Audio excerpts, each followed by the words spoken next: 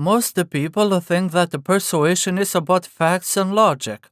If that were true, scientists would rule the world and not some megalomaniacs. The sad reality is that winning an argument or selling an idea depends less on being right and more on how you present it. And as I've explained in the previous video, if you want to present your ideas in the best possible way, then you should learn from the GOAT, Marcus Tullius Cicero. He was a powerful politician in ancient Rome, but is also known as one of the greatest lawyers in history because he could win impossible cases. You know, there's this famous trial where the judge had already made up his mind. He was like, Ligarius is clearly guilty, but let's hear Cicero anyway, just for entertainment. Yet by the time Cicero has finished his speech, the judge is left feeling overwhelmed. To everyone's surprise, he decides to forgive Ligarius. Basically, Cicero talked him out of giving a death sentence. This reminds me of a scene from Better Call Saul, where this drug lord wanted to kill these twins, but Saul convinced him to only break their legs. Now what's the secret? What made Cicero and people like him so persuasive? Well, his focus was not on simply presenting the facts. He would create this compelling narrative that influenced how people felt about those facts. Imagine you're a parent coming home and finding out that your favorite vase is broken. One kid will tell you, I didn't mean to, while the other says, he's always careless.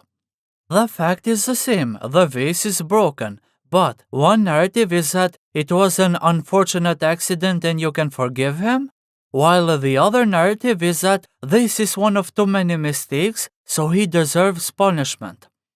That's the power of narratives. It will affect how people feel and then how they will react. Now I will break down 5 narratives that Cicero used to win impossible cases. They will show you that even when the truth is not on your side, you can always frame your idea differently and get what you want. You will also become very sharp at recognizing deception and manipulation. Alright, the first narrative is about identity. Archias is a poet who is known for writing about heroes and victories of Rome. But he's an immigrant and his citizenship records are a mess. Cicero knew that if he focused on the documents, he would lose. So he changes the narrative. He tells the court that this trial is not really about paperwork, it's about Rome. He's like, Rome is great not because of rules and records, but because it values culture and honors those who keep its glory alive. Archias is part of that soul, and to condemn him is an insult to what it means to be Roman. This strategy is brilliant because people may argue over details, but they will fight fiercely to defend who they believe they are. The key is that you don't tell them directly. You remind them of a shared story that already reflects their identity. For example, if you're asking for a raise, you could say, I've seen how you reward loyalty and hard work, like when you promoted Sarah. That gave me the confidence to ask for a raise now that I have delivered X and Y. The next narrative is about exploiting anxiety. Catiline was a senator from a noble family, but he was drowning in debt and hungry for power. He gathered a group of desperate men, and rumors spread that he was plotting assassinations or even civil war. Many senators were anxious, but no one wanted to be the first to act. That's when Cicero rose to accuse him. In the name of heaven, Catiline, how much longer will you abuse our patience? Do you really believe your mad schemes will go unpunished forever? Then he piled with descriptions of how conspirators were inside the city's walls and that the time was running out. Finally, he presents himself as a vigilant protector who has uncovered the plot and is ready to defend Rome. But why did he do it? Well, at this time, Cicero is a consul, which is the highest office of the Roman Republic. And if Catiline succeeded, then he would lose his reputation because he failed to prevent a major crisis.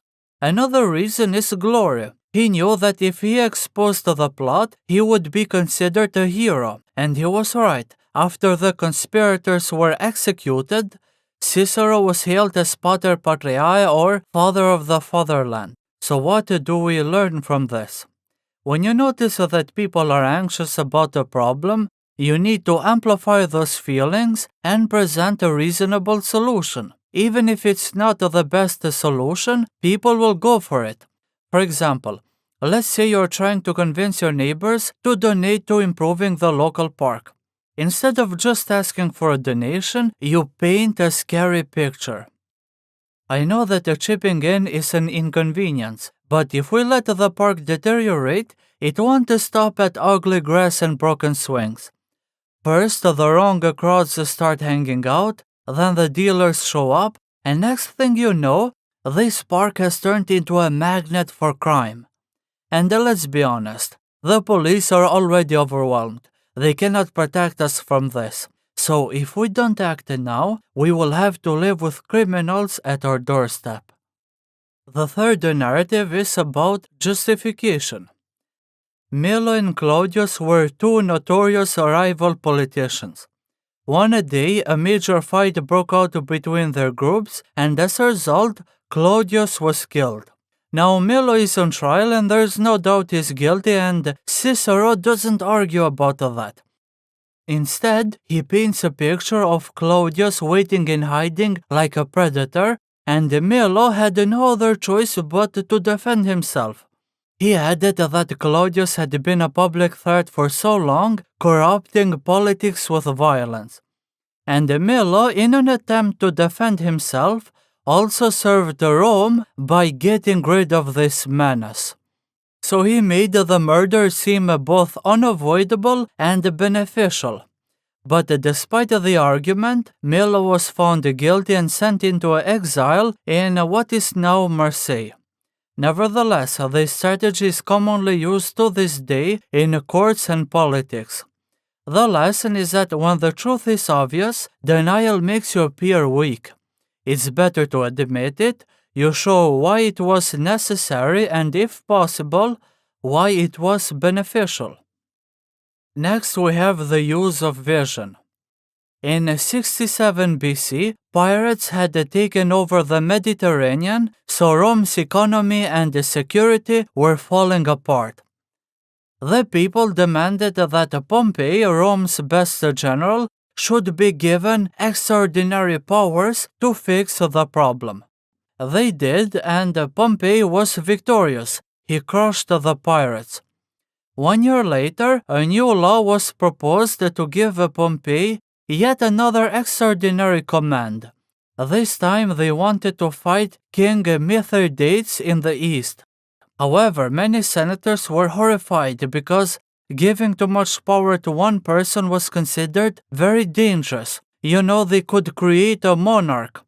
Now this is when Cicero gives a speech. He doesn't appeal to their fears, but lays out a compelling vision.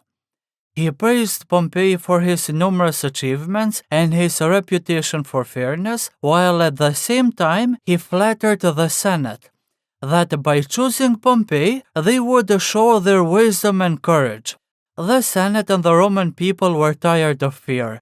They longed for a Rome that was strong, secure, and just, and Pompey was presented as a bridge to make that vision a reality. They agreed and Pompey was victorious yet again. The problem is that they broke the oldest rule. No man should ever hold too much power. You see, the Republic had always relied on checks and balances, but once the precedent was set, it was repeated. This greatly undermined the authority of the Senate and made it easier for later generals to gain extraordinary powers. Within a generation, Julius Caesar would concentrate power in his own hands, leading to the collapse of the Roman Republic. Finally, we have Clemency. After he won the Civil War, Julius Caesar had absolute control over Rome. He could decide who lived and who died. Now there's an interesting trial where Quintus Ligarius was accused of treason simply because he aligned against Caesar during the civil war, and the judge was Caesar himself. He was joking with his friends that Ligarius is already guilty, so they might as well enjoy hearing Cicero's speech. You can already guess that Cicero is going to hit from an unexpected angle. He didn't waste the time arguing whether Ligarius fought against Caesar. Everyone knew this. Instead, he kept the focus entirely on his image. Over and over he praised Caesar's reputation for mercy, reminding him that while anyone can punish, only the godlike rulers can forgive. As the speech unfolded, Cicero varied his delivery with careful precision. Moments of quiet appeal gave way to surges of emotion, then back to calm reasoning, all tied to Caesar's own legacy. Ancient writers report that Caesar's expression shifted repeatedly. His color rose and fell, his body trembled, and at one point he dropped the papers he was holding. In the end, he was overpowered and chose to forgive Ligarius. But why did he do it? Well, he had overthrown the Roman Republic and declared himself dictator. And of course, many people saw him as a conqueror. But in that court, Cicero framed him. He gave Caesar the chance to play the role he wanted, not as a conqueror, but as a generous ruler. So if you want something from people who are more powerful than you, don't give them a list of facts on why they should help you or forgive you, but frame the situation as an opportunity for them to shine, a chance for them to be wise or generous. Thank you very much for watching. If you want to learn more about becoming persuasive like Cicero, check out this video.